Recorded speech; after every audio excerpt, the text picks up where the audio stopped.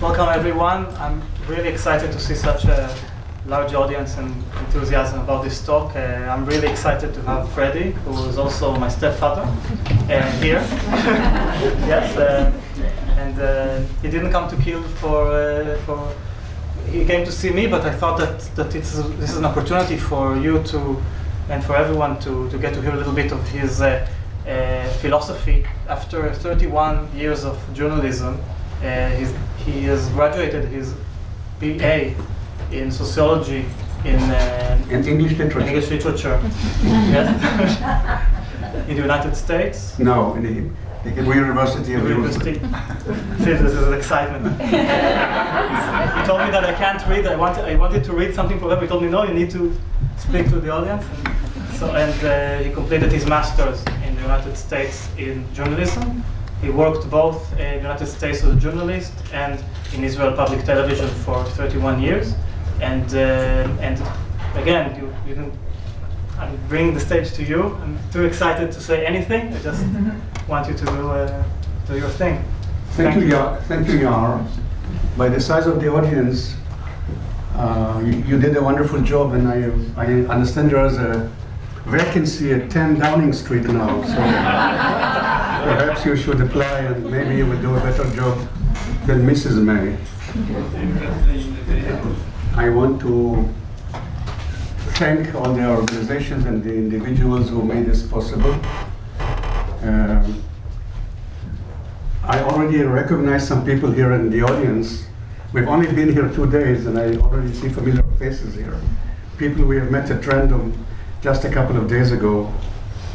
And I feel I'm among friends. And I want to welcome all of you who came and came to this lecture, and I hope I'll do my best. I'm an introvert. I worked 31 years for Israel Public Television in an extrovert's job, so I don't particularly like talking to large audiences. This is the first time I'm standing in front of the camera. The only time they saw me on television was because I never filmed myself. They saw the end of my nose, which isn't the nicest part of my body. This was the only part of me that was shown to the public. So, Jan told me that ecology and protection of nature and the environment are very important here at Kiel. So I thought I may start this presentation by showing you a short film I made about a group of British bird watchers who traveled to Israel a few years ago to the Hula Valley in the north of the country. They came at the invitation of the Israeli government, which wanted them to assess whether this region of Israel has a can be a tourist attraction. We have in Israel 300 million birds flying over the country each year from Europe to Africa. And many of those birds stop at the Hula Valley. It's a very popular spot for birds because there is a lake with fish and there are fields of corn, of potatoes, and of peanuts. So the birds spend a few days in the Hula Valley. They feed themselves, they rest, they get ready for the next part of their journey south. And this is to see the birds, those millions of birds flying is a wonderful thing. But if you look at it from the viewpoint of the farmers in the region, the birds are a disaster. Because especially the cranes, if a flock of cranes descends on your field of peanuts, they can destroy it in a matter of hours. So when I was filming this story, there was a life and death struggle going on between the farmers and the birds, especially the cranes. As you will see in a moment, the farmers would go into the fields and shoot into the sky with pistols that don't kill, but they make a lot of noise. This was to scare off the cranes. I will tell you after we watch it together what happened later on. So I hope this will transport you to Israel in a matter of seconds, and then we will go up.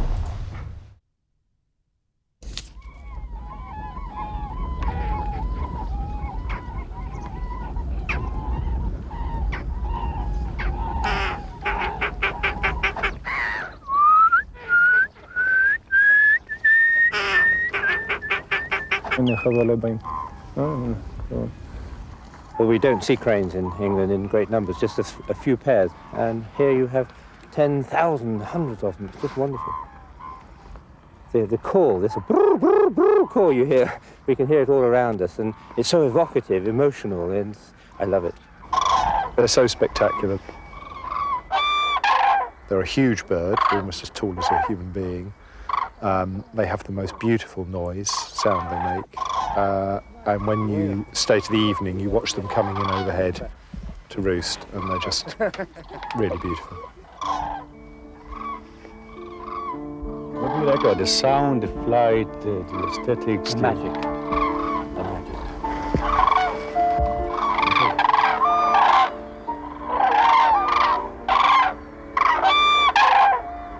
There's no magic in cows, for instance?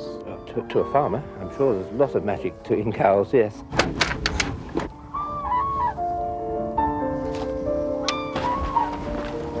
You envy them sometimes? Well, cows or birds? Birds. Birds, I think. Birds I envy because they can be in one place one day and they just fly to another country or another place. למאות מיליוני הציפורים הנודדות שחולפות בישראל, עמק החולה הוא גן עדן, מסעדת מזון מהיר. אבל לחקלאים באזור הציפורים הן כאב ראש. בחברה להגנת הטבע מקווים למשוך לכאן אלפי צפרים, חמושים במשקפות ובחשבון בנק שמן.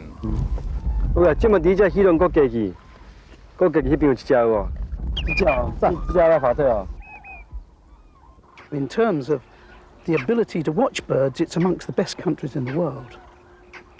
I mean, places like Eilat and here in the Hula, I mean, just the sheer numbers of birds, really, that's excellent. Excellent. These birds have got a wonderful life. They're going to be in the marshes of Russia for the summer, and then down here to the peanut fields of Israel for the winter, and no one's shooting them. Now that must be quite a nice life, provided there's plenty of peanuts. Yeah.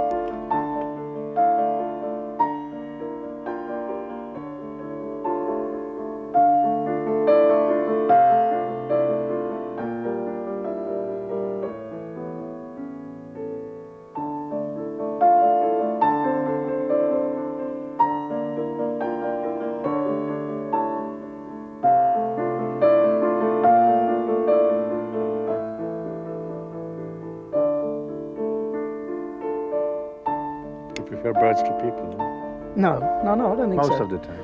Most of the time, yeah, a lot of the time, yeah. 6 days out of 7? 6 days out of 7. I think I need people as well.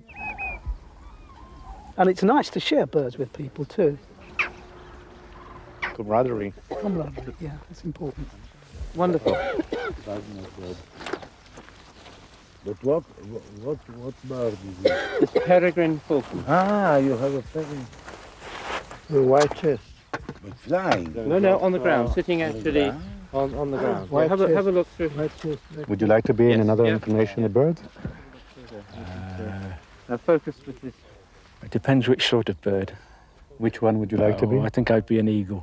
An eagle? Nobody bothers eagles. Grandeur delusions. Yes. They're the top of the pile. You don't have to keep looking over your shoulder to see what's going to pounce on you. But that comes with responsibility. Not for an eagle, it doesn't.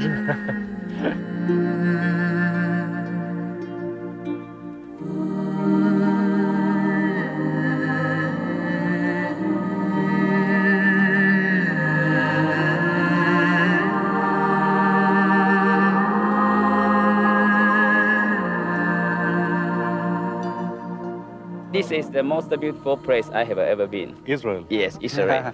Are you sure? Really. I just talked to your manager. Maybe you had too many beers yesterday. We got only one, so thank you, bye. אין לזה אלטרנטיבה אחרת. לא יבואו מסיבה אחרת לגליל. הגליל הוא לא אזור של דת ולא אזור עם איזושהי מורשת מיוחדת שמעניינת את האנשים מבחוץ. מה מעניין אותם? מעניין היום הנושא של טבע. טבע בכלל בעולם זה היום ענף תיירותי. זנב אדום ובטן ירוקה. זנב אדום ובטן ירוקה, שיהיה ראש צהוב עם גנביים שחורות, מה אכפת לי? העיקר שיבואו. העיקר שיבואו והעיקר שישאירו פה את הדולרים. God, there's masses of chiff-chaff. Yeah. It's funny. Little... Felt quite at home just now, the grey wagtail, Yes. chiff-chaff and pintail, Yes. shoveler, gadwall, everything. והצפרים, עזוב, זה פרנסה קטנה. אם היינו צריכים להתבסס רק על צפרים, אז לפעמים עושים קרחות שלמות. מה הם מחפשים? הם מחפשים קני שורש, מזון רקוב, תולעים. הגור אוכל קול.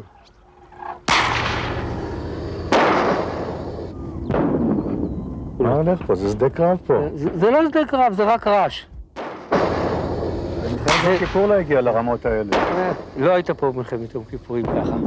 אני הייתי פה.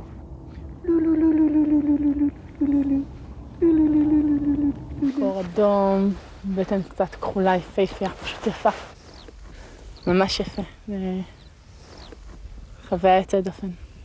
Birds is often the reason for travelling. Same as some people go and like to look at churches or museums or theatres. I mean, for me, birds is the reason for travelling. You mean bird lovers can cheat on their wives easily? Oh, they can. I mean, so I've been told. So I've been told. Yeah. Are you happily married yourself? Yes, of course. Yes, yeah. Hello, dear. I'm just watching cranes in Israel. Won't be back soon. Yeah. She knows I'm stupid enough just to go and watch birds.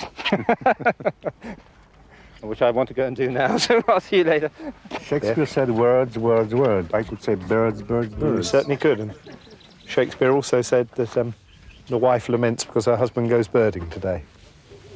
So... Oh, they are always...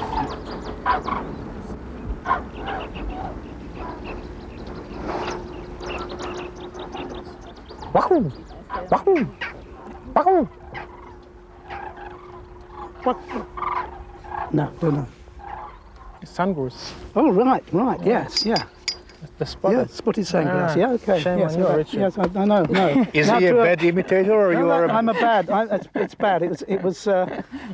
I just couldn't get it quite into context. You know, in the middle of a cereal field and somebody Right. not looking like a sandgrouse.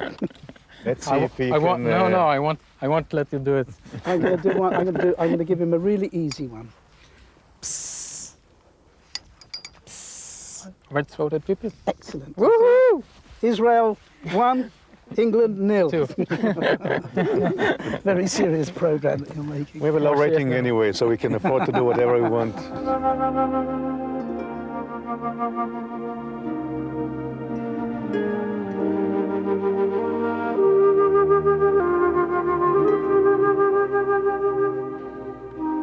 Was it bliss, would you say? Or carried away? I wouldn't say bliss, but it's very nice. Eagle, but it was also the spotted eagle. He doesn't understand Dutch, you see, so it wouldn't be bliss. For me, this is bliss. It's bliss. Wonderful.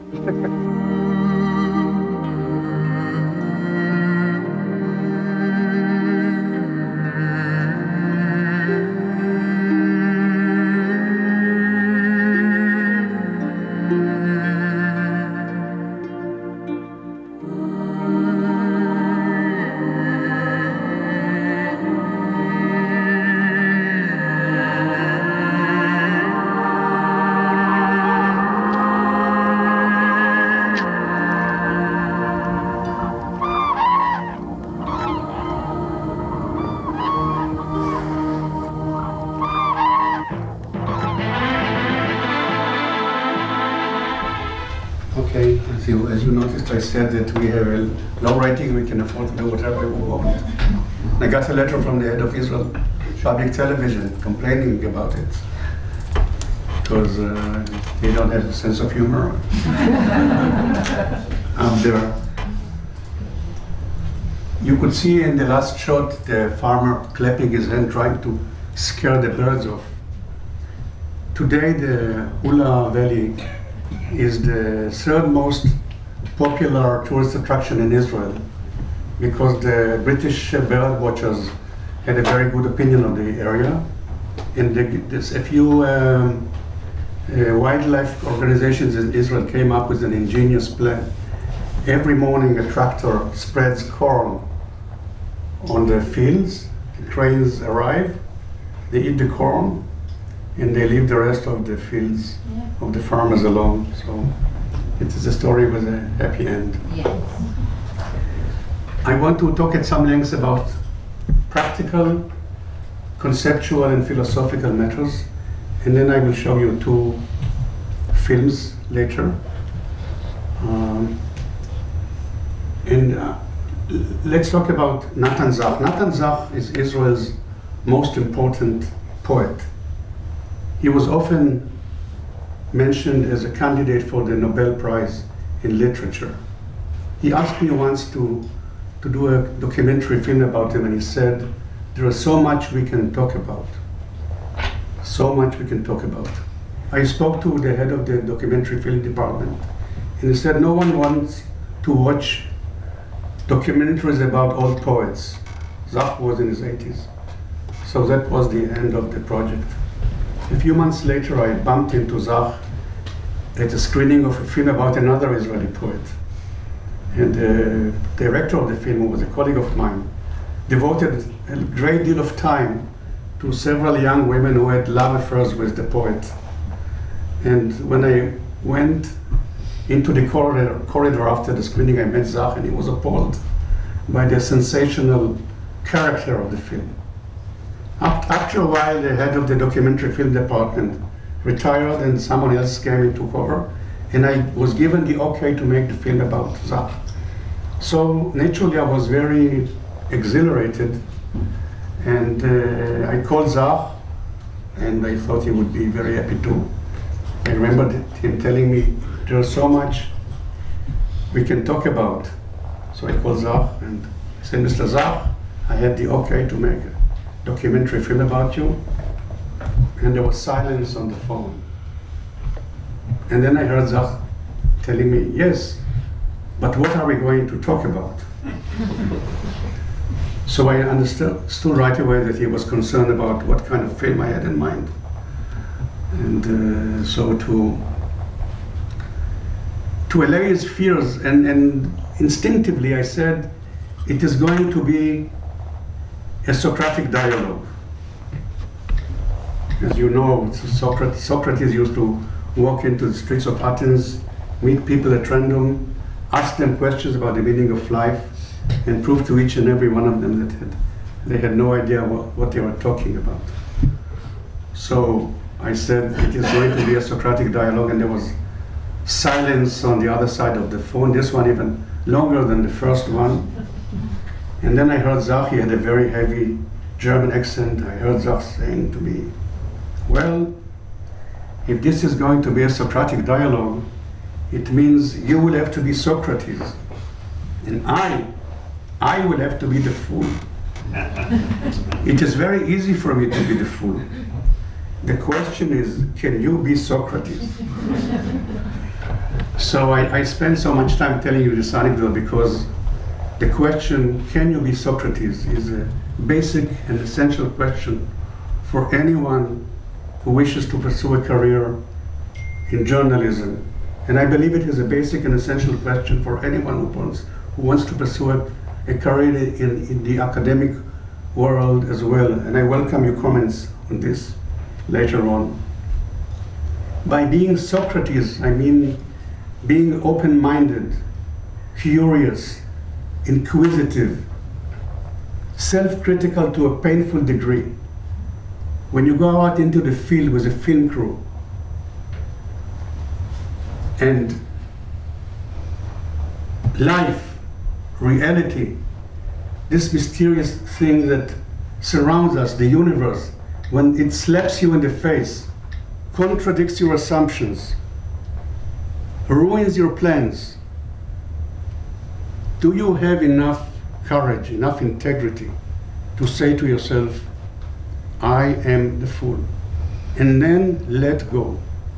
Let go of your preconceived ideas and to see what is really going on in front of your camera. Whenever I make a documentary film, I have to relearn the same fundamental lesson of letting go of what I have in my mind and looking at what is really going on. Journalism is a profession that attracts a disproportionate number of people who are narcissists, people who are in love with themselves. I worked for a program called Yoman HaShavua, Journal of the Week. We had an average audience of 1.8 million people.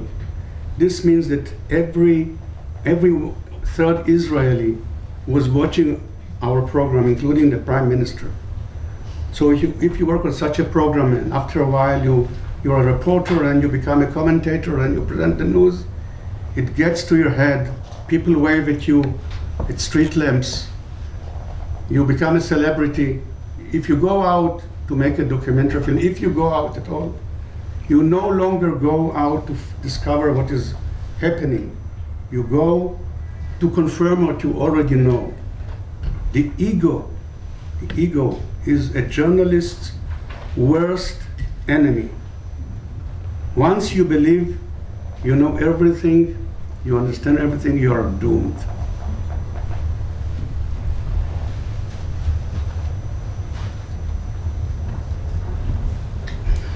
In 1973, I went to the United States to study journalism at the School of Public Communications of Boston University.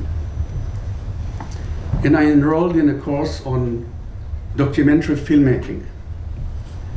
And we were a group of about 12 students sitting in a small room, much smaller than this one. And the professor came in. He was tall and good looking, everything I was not. And he had a name that went along with his appearance. He was called John Lord. He was a very famous producer from NBC. In short, he was everything I wanted to be in. And then Mr. Lord took a chalk. Some of you probably don't know what it is. It is spelled C-H-A-L-K. He took a chalk and he went to the board and he wrote on the board in big letters, humility. Humility, in big letters. And what he was trying to tell us, because SPC, the School of Communication, was a very prestigious school. How I got in there is another story. He was telling us, okay, you were accepted into this university, this school. You're full of yourself, but take it easy. There are many things you don't understand. There's a lot of hard work in front of you. Humility. This was, I call it a moment of lightening, when you are in total darkness and all of a sudden some profound truth is revealed to you. And the truth is that life is complicated, mysterious, unpredictable, unknowable, that we will never get to the bottom of it. And you should always bear it in mind, humility. Now, when I say humility, I don't mean that you don't have an ego, that you don't have self-respect, that you don't have self-confidence. I once made a documentary film about Isaac Stern, the famous American violinist, and he said to me, you have to be arrogant about your talent and humble about the task ahead. So all your life you are moving between those two poles of arrogance, of confidence on the one hand, and of humility, of being self-critical. And if I sound ambiguous, it is because I intend to sound ambiguous. Life in journalism is life in ambiguity. And yesterday I found myself in a place called Cultural Squatters Cafe. And I looked around and there was a sign which said, be humble, work hard, be kind. So this is even better than Isaac Strong's philosophy, because it also adds that you need to be kind. And I would like to print this and give it away in schools of journalism. Be kind. Be kind means be nice to people. Be a humanist. Humility, work, hard work, and being kind. Excuse me for a second. I want to talk about some practical matters. Doing documentary films is a very expensive project. It costs a lot of money. I was lucky enough to have worked for a public television and I didn't have to worry about money. Still, I have to convince my bosses that I know what I'm doing, that I can be relied upon, that I will bring back from the field a good story that people will want to watch. But if you are an independent producer, you have to go to people and ask them to invest money in you, and they want to know what exactly do you have on your mind. They want a synopsis, they want you to give them a detailed description day by day. On this day I will go here, I will interview this, and he will say, or they will say this. So naturally you take precautions. You go to the location, you interview people, you want to know if they are verbal, if they are presentable, if you can get along with them easily. And things, you make plans, but things never work according to your plan, never. The person you interviewed who was very verbal, who spoke very well, got cold feet in front of the camera, or he told you exactly the opposite of what he told you in private, or he didn't show up at all. You made a synopsis and you filmed the actual filming was 2 years later. So the weather when you went to the location was beautiful, sunshine, and then it was a gloomy day. Things don't work according to your plan. Life has its own rules, its own rhythm, its own logic, which you cannot control. The French filmmaker Francois Truffaut said that in a feature film, the director is God. In a documentary film, God is the director. And he or she or whoever they are, they take over, they write the script for you, they intervene. For a documentary filmmaker, it is another blow to his ego, and you panic, naturally, you panic. You have 1.8 million people, including your mother, watching the program, and her Polish friends. So, your plans were disrupted. What do you do? What this means that we are working always.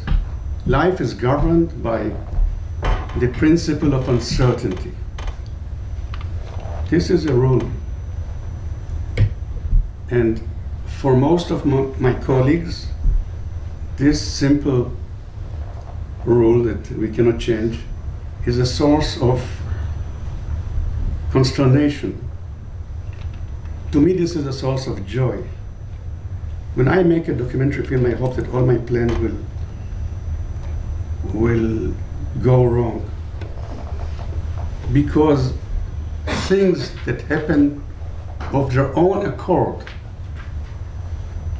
accidental things, things that you didn't plan, that just happened to you while you were filming, are always more gripping, more truthful than whatever you planned or staged. Even such a simple thing as asking someone, which I never do, you ask someone to go from one point to the next while you are filming them. They will never go the same way if you weren't there with your camera. This is staging it. But what this means is that you are, if you really want to capture life when it happens, as it happens, you have to take risks. You have to be flexible. The easiest way is to have something planned. You come, you have this one, this gentleman waiting for you, this lady. You go back.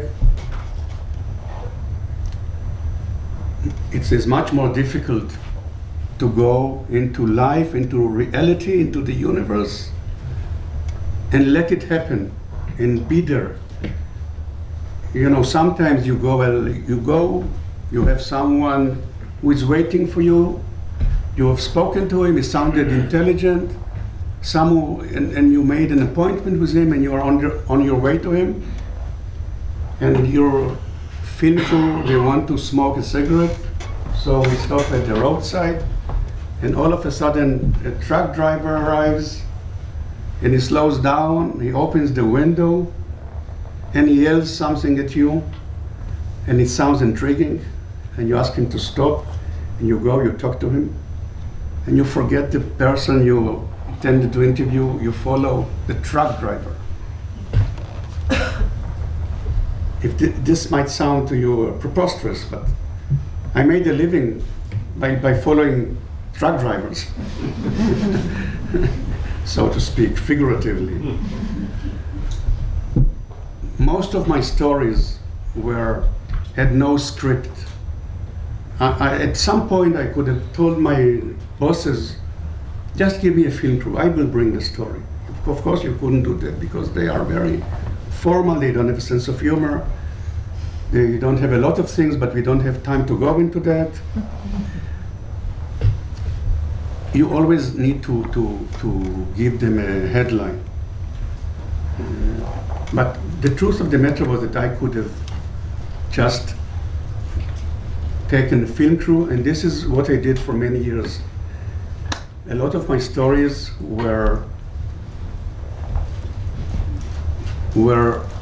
like Christopher Columbus. He went to discover India, and he ended up discovering something much bigger and much better, another continent. Today, when I watch Trump on the news, I'm not so sure it was such a better discovery.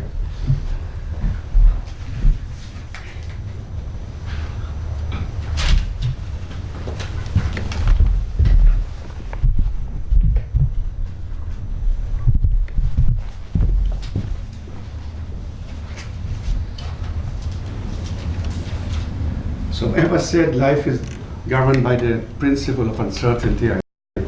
I saw a film about the Dalai Lama recently. He was invited to a conference. They invited people, some of the world's most important, most intelligent, most influential people, heads of state and authors and all those big shots, to a conference, and each one of them had to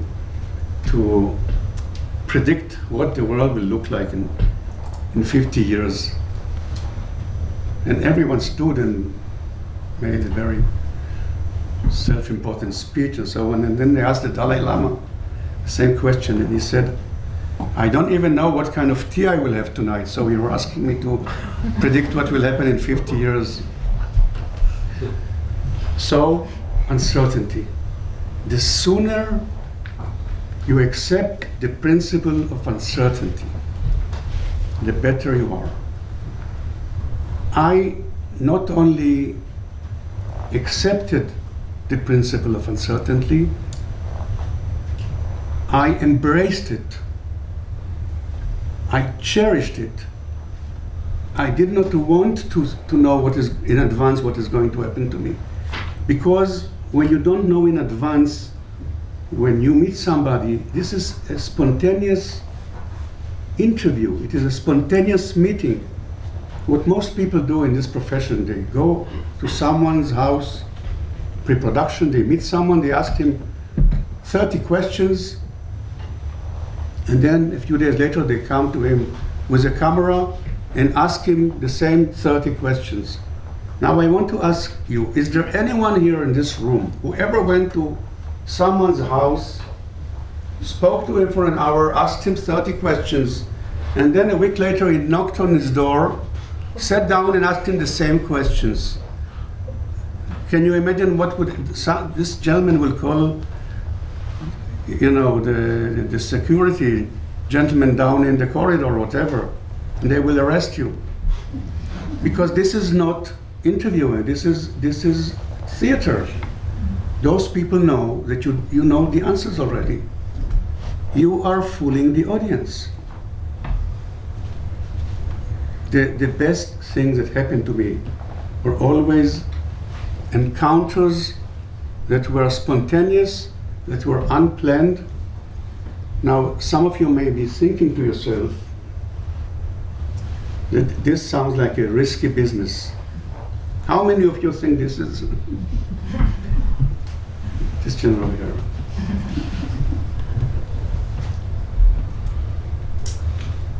Well, life always delivers the goods. You will always find better stories on the road than what you have in your mind. Because once you accept the fact that life is unpredictable and so on, you liberate yourself. You liberate yourself from your expectations and from your wishes that can never be fulfilled. Life can never fulfill your wishes. And it shouldn't. It's much better to capture life as it happens.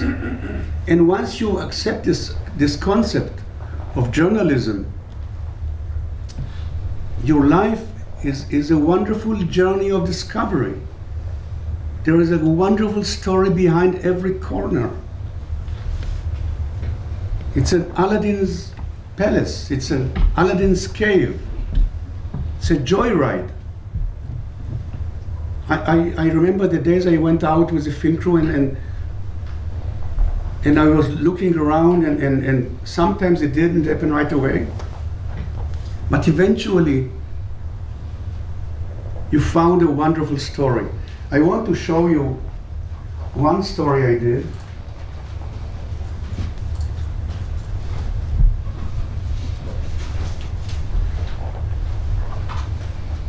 The headline, yes, the headline. There's the headline. This is you have to sell the story to your editor. So what I promised and never kept any promises. There was a new scenic road paved in the Jezreel Valley. Beautiful area. It was the springtime, harvest time. There was the color scheme of the area is beautiful. To you who live here, this means nothing, because you are surrounded by green grass, which is indeed greener. But for us, green fields are a revelation. So I said I'm going to do a story about this new scenic road. And I had something in my mind. You always come with some plan. You do have some fantasies of what is going to happen. And I thought I will find some people who, I imagine there will be a young couple who had a 3-year-old boy and they wanted to take some time off for romantic reasons, and they left him with their grandparents, and they would be walking around this scenic route, and I would talk to them about how they met each other, and was it love at first sight and such things, and they would be tough farmers, and there will be a truck driver who will slow down and open the window. And none of it happened. And let's see the film and talk about it later.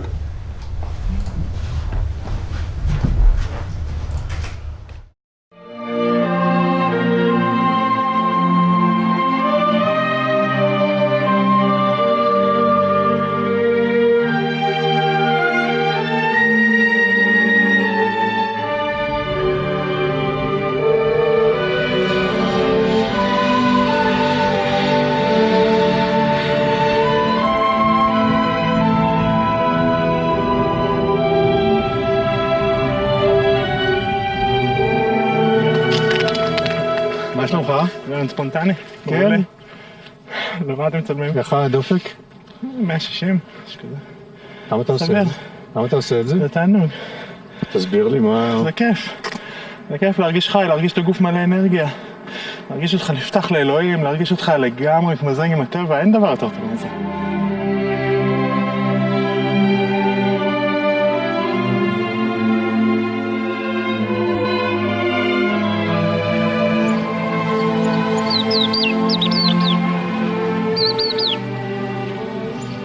פה באמת זה יפה, נכון?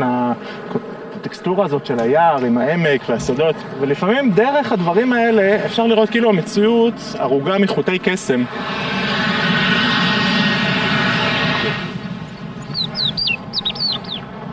הפסיפס הזה כל הזמן משתנה. השדות נהיים ירוקים וחומים, העננים זזים.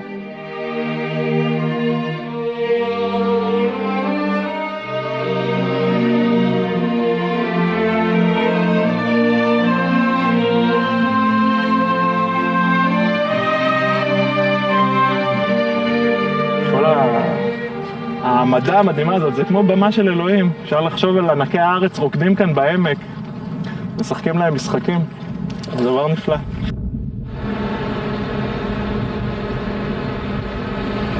תסתכל סביב, אתה רואה מה שאתה רואה? היסטוריה של עם ישראל פה. גלבוע, גבעת המורה והתבור, כל ההיסטוריה על רגל אחת.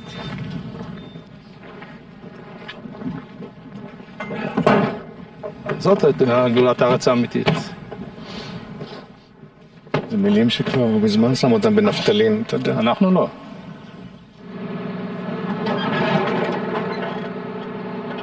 יש לנו פה לא מעט שטחים שהם שטחי ציונות. כסף אין לנו משם, אבל יש ציונות.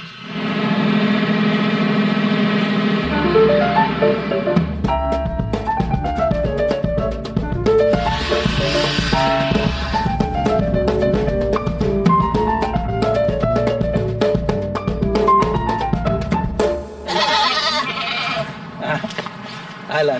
זאת הממלכה שלך? לא, זו הממלכה של העיזים. אם אני לא טועה בשמות, זאת שחר וזאת אביגיל.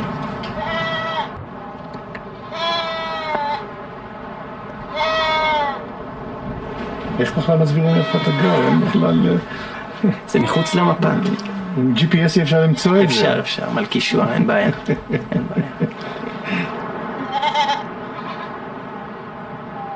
אני מגשים את החלומות של אבא שלי, זיכרונו לברכה, וטוב לי. מה היו החלומות של אבא שלך? כשהייתי ילד הייתי נורא נעלב כשהיו קוראים לו רובינזון קרוזו לאבא שלי. זה מה שהוא אהב, לטייל, לבשל בטבע. טוב לך בבדידות הזאת פה? אני לא בודד. יש לי את רחל ולאה, את אשתי רינת, את הילדים שלי. יש לנו 5 ילדים. בכלל לא בודדים.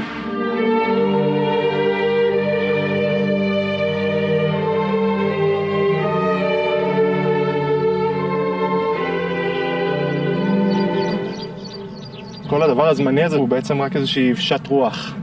אנחנו כמו אבק ברוח, אנחנו באים וחולפים. פתאום אתה נזכר שהגוף הזה הוא איזשהו תלבושת זמנית שקיבלת במתנה כדי להשתמש בה בצורה הכי טובה שאפשר ולהביא כמה שיותר אהבה לעולם. מה אתה עושה? אני סיימתי דוקטורט כרגע בביולוגיה אבולוציונית. איך המדע מתיישב עם כל נפלא, המיסטיקה אין דבר מהודו? יותר טוב מזה.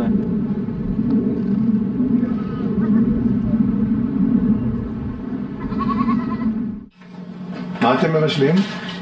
מה אנחנו מבשלים? מלא דברים יש לנו השבוע.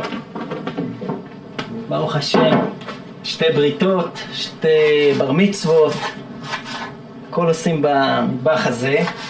עושים קישים, לזניות, אוכל אורגני, ציזיקי, מלפפון אורגני שכרגע הזמנתי משכן כאן, עם שום לך, היוגורט שלך, שמיר גם כן שנקטף כאן על ידי הנערים במלכישוע. אין, זה ציזיקי שאי אפשר עליו.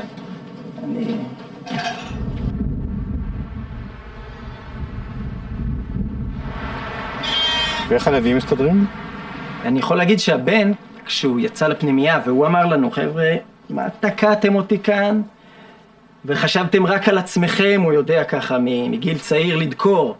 בכלל לא חשבתם על הילדים שלכם, ואתם אגואיסטים, ואני לא רוצה להיות כאן.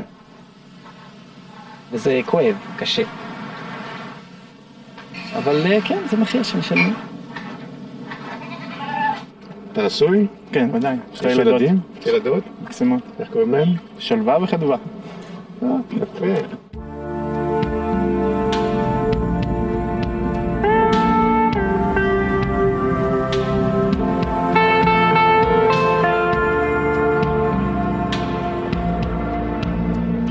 זה מקריות שפגשנו אותך? יש איזה... אין מקריות. הכל מתוזמן היטב, השעון, העולם הוא שעון שוויצרי. כשחייתי בטבע הרבה זמן, התחלתי לשמוע דברים בצורה אחרת, לראות דברים בצורה אחרת. אתה יכול לראות את העצים, העצים מדברים אליך אם אתה מקשיב להם טוב, לא בשפה שלנו. אבל יש להם את הקצב הפנימי שלהם, את התובנה הפנימית שלהם, האיטית הזאת, העמוקה הזאת, החכמה הזאת של לצמוח אל האור כל הזמן.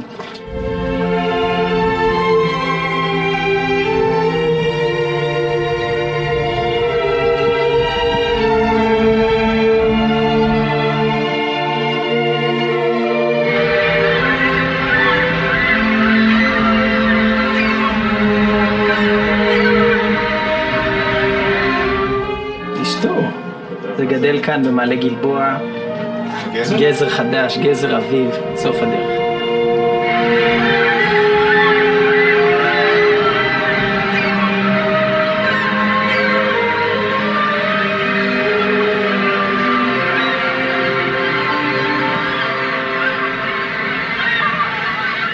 אני, אם תשדרו את זה בטלוויזיה והמילים שלי ייגעו באיזשהו לב ויציתו בו איזשהו ניצוץ, והניצוץ הזה ידליק איזה ניצוץ אחר ויקרה משהו, תהליך הפרפר. פתאום אולי תהיה סופת טורנדו של אהבה בעולם, הכל יכול לקרות.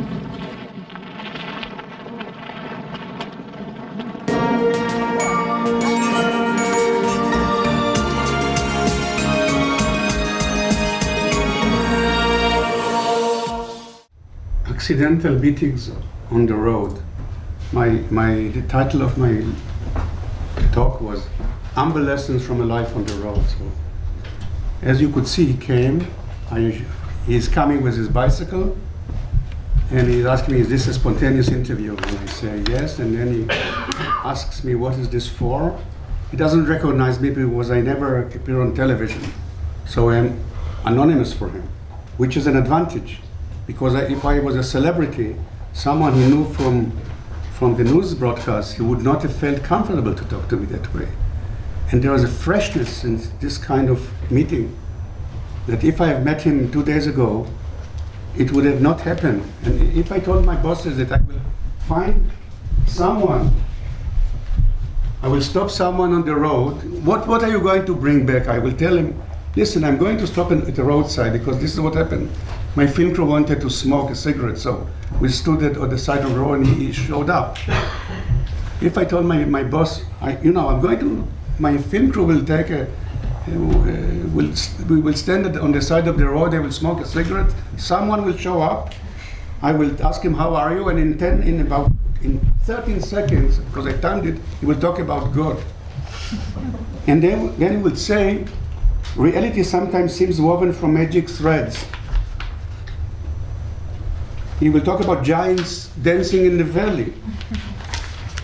He will talk about, you will suddenly be reminded that the body is a temporary outfit, a gift you receive to use it in the best possible way and bring love to the world. My boss will press a button under his table, and two guys with white shirts, with white, will come and take me away. But it happened. How did I find that? I would call him agricultural squatter. The guy with the goats, the kibbutzniks, those farmers in the valley who said nothing but cliches, told me there is a wild flower and wild irises blossom somewhere in the mountain, and we went looking for them. And then I noticed from the window this shack, this place on the side of the road, and I went to talk to him. This guy with the 4 children, and the 5th one was in a boarding school.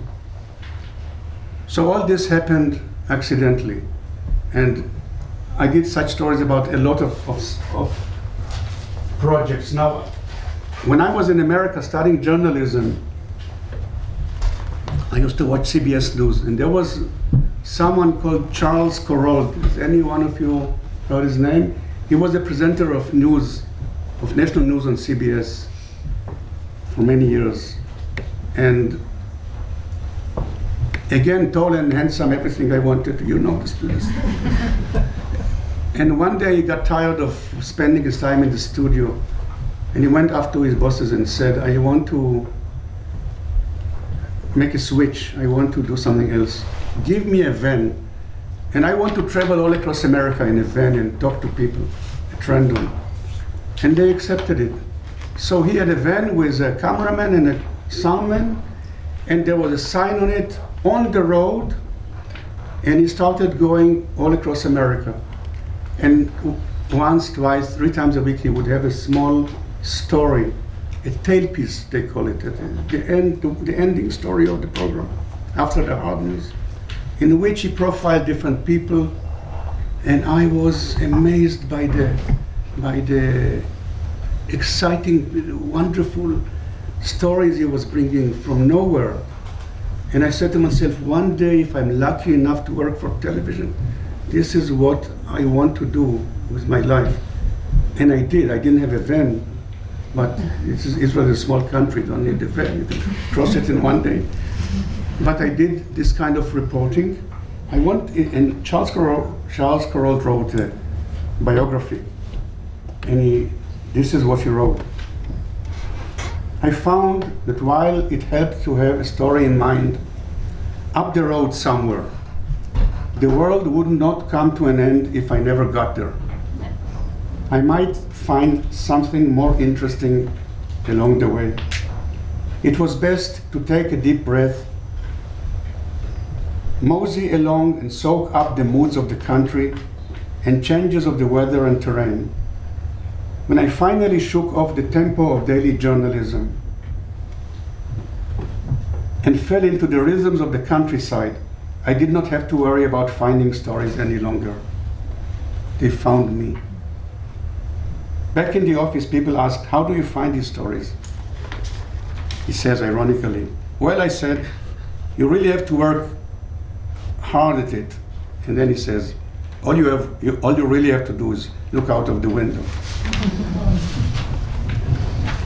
So this is all you really have to do. Look out of the window, and the stories are there. When I retired a few years ago, I said, oh my God, so many fascinating people that I never got to meet and bring to the screen and share with the audience. But those stories find you. The question is, do you notice? Are you attentive enough to notice that that the truck driver has something interesting to say to you? Can you make him feel that he can rely on you? That you are not there to exploit him? That you serve reality and not vice versa? That reality serves you? If you do this, people will open up. It doesn't matter what questions you ask. In journalism school, they have those what questions would you ask if you met so-and-so? And 9 out of 10 people would write down the right questions. It has nothing to do with the questions. It has everything to do with how you are dressed. I would never have gone like this anywhere to meet farmers. What your body language, the way you approach people, the way you speak to them, the tone of how you talk, how your crew behaves, are they rude? Can people look at you you are judging them, but at the same time they are judging you? Can I entrust my secrets, my intimate stories to this man that I met at random? This is what counts. And I want to show you one more story, which again found me in a sense. I was sitting on a main street in Tel Aviv eating pizza, and I noticed that the waiters there, it is a small place, on street food you could call it. I noticed that the waiters are people limited abilities. I don't know how to describe them. Disabled, which was unusual. I never seen disabled people serving food in a restaurant in Tel Aviv. Usually these are young women with miniskirts. So I went to the man who runs the restaurant, and I said, I see that you have disabled people serving food. And he had tears in his eyes. And because several weeks earlier, one of Israel's best-known documentaries, a celebrity, was there and made a film about Israel's important restaurants, and he didn't notice anything, just the food part of it. And I told him I want to do a story about him. And yesterday we were in, what's the name of this place here? Newcastle. I was told to say just Newcastle, not Newcastle on Lyme, because there isn't such a place, just Newcastle.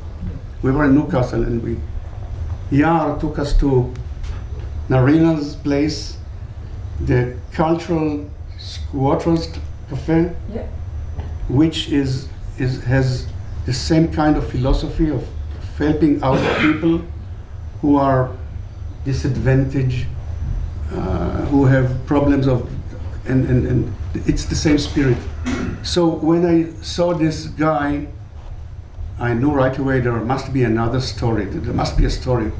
It is not a coincidence that this man has invited disabled people to serve food in his restaurant. But I told him, we had a conference, and my boss asked me, but what is the story? I said, I don't know. There is a story. I will find out. Again, you want to have the spontaneous interview, because then you ask the right questions. And I rely on myself. I trust myself I never prepare questions ahead of time. If you come with questions, people feel as if they are in a sort of exam situation. You have prepared the questions, but they are caught unprepared. And this is the story I made. יום יום ב4 לפנות בוקר מתייצב שלומי סלמון במטבח של פיצה פצה, מסעדה איטלקית שפתח לפני 8 שנים ברחוב אבן גבירול בתל אביב. במו ידיו הוא אופה את הבצק ששמו הטוב הולך לפניו. את קבועה פה? כן. למה? למה? כי זה הכי טעים. המקום הכי טעים בתל אביב. יש איזה סוד בבצק הזה? סוד זה הטריות. לעשות את טרי כל בוקר, כל יום. אין בזה, עבודה קשה. באיטלקית קוראים לזה סגריפישו. סגריפישו זה הקרבה. אני אוהב את זה אבל. שלומי פגש את אשתו סוזנה לפני 20 שנה במחנה קיץ של נוער יהודי בישראל. היא באה מרומא, הוא מבת ים. תחילה הצטרפו לקיבוץ, אחר כך נסעו לאיטליה. שם למד להכין פיצה, ספגטי ולזניה. כששבו ארצה הוציא את כל חסכונותיו, ולמרות כל הסיכויים, הלך לממש חלום ישן. פילוסופיה זה מה שאני, בסך הכל. בן אדם פשוט, אוכל פשוט. בלי הרבה שוויץ. זה מה שאני מאמין. בוקר טוב. בוקר טוב. מה שלומך? בסדר גמור. מה אתה עושה? עושה פתיחת בוקר. וגם זה חלק מן הפילוסופיה. בפיצריה של שלומי לא תפגשו מלצריות צעירות במיני. התחלת לעבוד פה, היה לך קשה? פחדת קצת מהעניין הזה? בהתחלה כן. פחדתי. דורון ויעקב הם שני צעירים פגועים במוחם. לא חששת בהתחלה לשים אותם ליד הלקוחות? כן, חששתי משום שהם בעצם הופכים להיות הפרונט של העסק. הם הופכים להיות הקשר עם הקהל שיושב בחוץ. הרבה פעמים נשים כעסו, אבל כאשר שמעו את הסיפור, כולם התעצמו. הנה, תפוח אדמה. ואחרי 4 שנים, דורון כבר מכיר את רוב הלקוחות הקבועים בשמם הפרטי.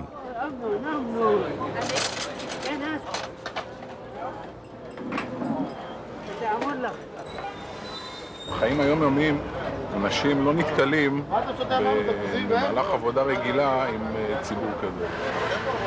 והמפגש הזה איתם בשבילי היה חדש. בגלל זה אני מרגיש שאצלי זה גם עשה משהו באופן אישי. לא היית מעדיף מלצרית עם מיני? שמע, מה שחשוב זה הבן אדם. זה לא הבגדים והצורה החיצונית שלו. מלצרית עם מיני לא הייתה עושה לי את האוכל יותר טעים.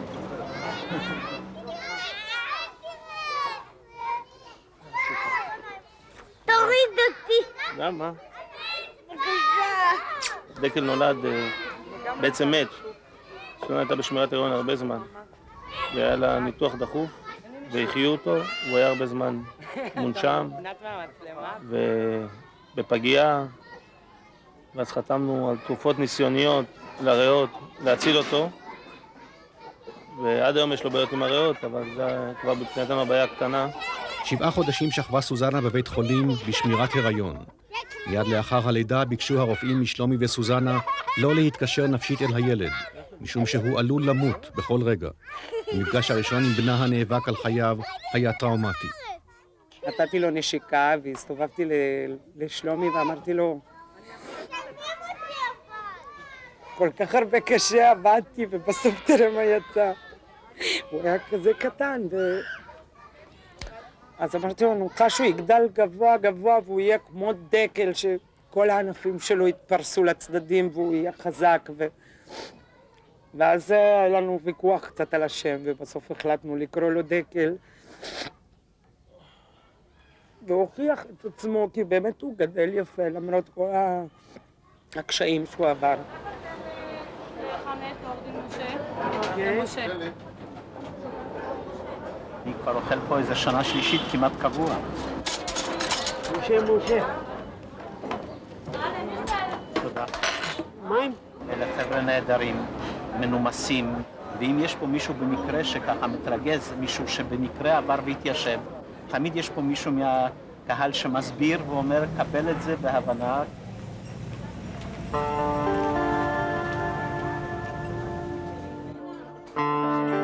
זה לא טיפול של מלצר שרק דואג לטיפ שלו, שיאללה, תגמור, מביש לך חשבון, קח את הטיפ, נפנה את השולחן, הם חברים.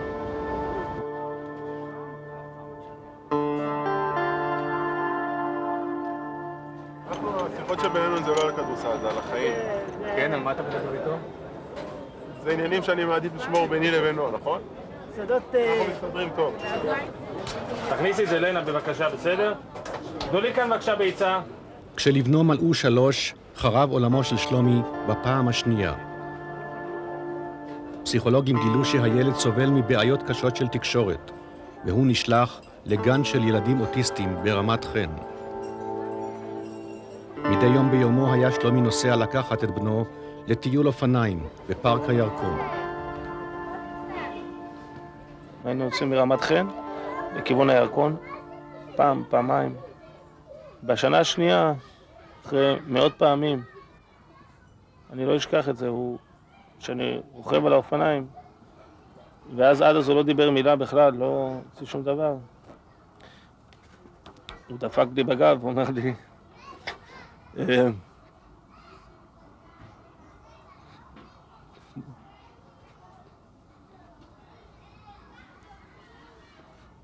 מפה לירקון. ואני כמעט עשיתי תאונת דרכים.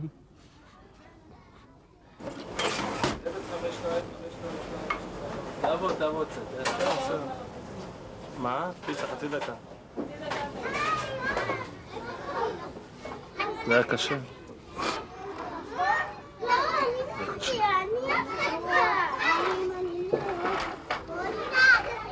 בבוקר לקום, לעשות בצק. כל היום לצחוק לאנשים, לחייך.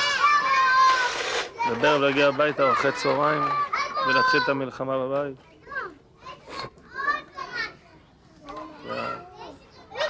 זה היה לא קל. היום דקל הוא ילד רגיל שהשתלב היטב כאן בגן רגיל בתל אביב. והרוח מניעה את ענפי העץ. בסיוע של טיפול אינטנסיבי נפרצו כל המחיצות והחומות שחצצו בינו לבין בני גילו. כן, כולם אוהבים אותו. כולם אוהבים אותו. כן, כולם. יעקב אהרוני נפגע במוחו בגלל מחסור בחמצן בזמן הלידה. במקומות עבודה קודמים סבל מהתעללות. זמן רב הסתגר בביתו, פחד מבני אדם. היה לו פחד מאוד, הוא היה סגור בבית ולא היה יוצא ועכשיו שאני רואה אותו עובד, כאילו, זה דבר ראשון כיף לדעת שהוא נמצא במסגרת, שהוא עובד. זה הדבר הכי מגניב שיכול להיות.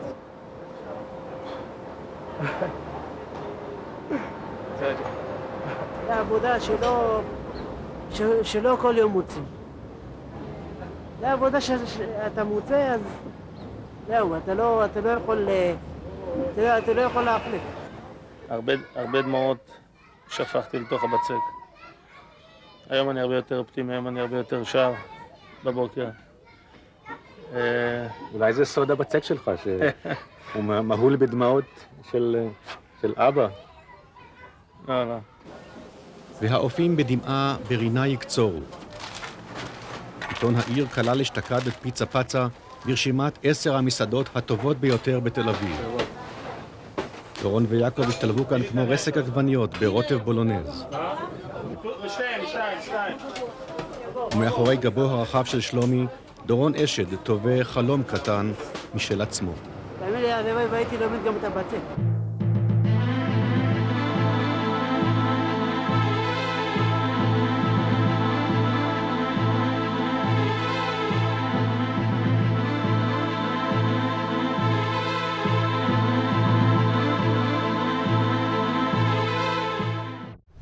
Every year, the President of Israel gives a prize, an award to someone who made an important contribution to the community. And Shlomi was given the award by the President after this was shown on television. And I thank you for coming. If any of you want to comment, ask questions, throw tomatoes, rotten tomatoes, whatever. Any questions? Any reservations? Any? Yes. So, when you said that your aim was to copy the CBS guy in the pieces at the end, I was wondering why, because that seems quite a humble aim for life. You know, most people would say, I aim to be the anchorman, the person breaking national stories. But your aim before you even began was to do the human interest stories. Well, I worked 31 years in Israel television, so when I retired, I left behind almost 1,000 stories, documentaries, feature films covering everything.